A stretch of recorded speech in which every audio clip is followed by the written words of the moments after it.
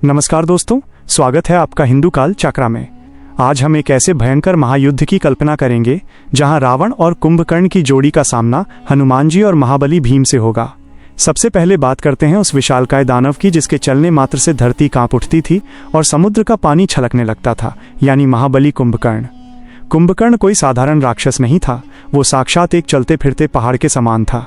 जब वो अपनी 6 महीने की नींद से जागकर रणभूमि में उतरता था तो उसके विशाल शरीर की परछाई से ही आधी शत्रु सेना में दहशत फैल जाती थी और लोग मूर्छित होकर गिरने लगते थे।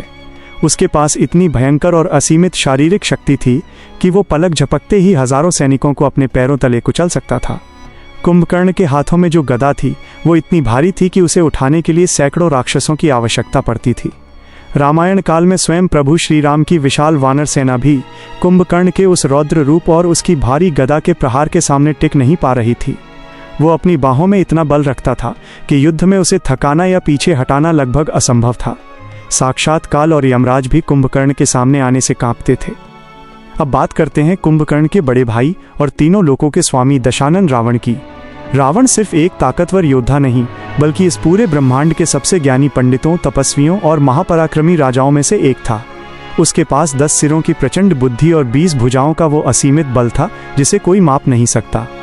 रावण की शक्ति का सबसे बड़ा प्रमाण यह है कि उसने अपनी भुजाओं के बल से साक्षात कैलाश पर्वत को उठा लिया था और सभी नवग्रहों को अपने सिंहासन के पाए के नीचे बांध कर रखा था।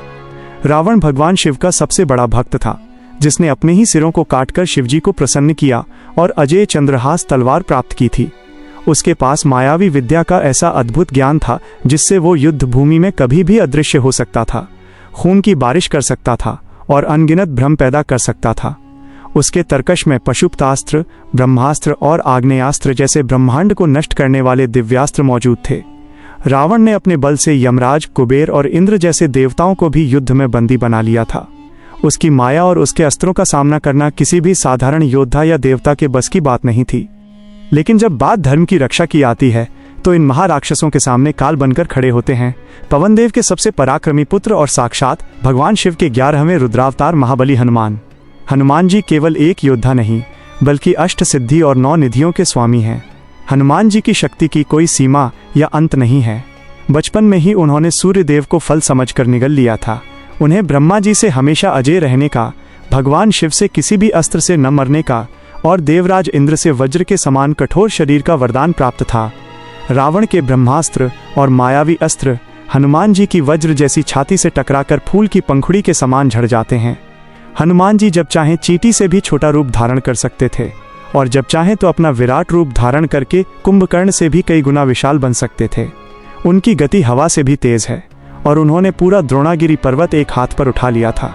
वाल्मीकि रामायण में स्पष्ट वर्णन है कि लंका में हनुमान जी के केवल एक मुक्के के भयंकर प्रहार से ही लंकापति रावण खून उगलते हुए रथ पर मूर्छित हो गया था।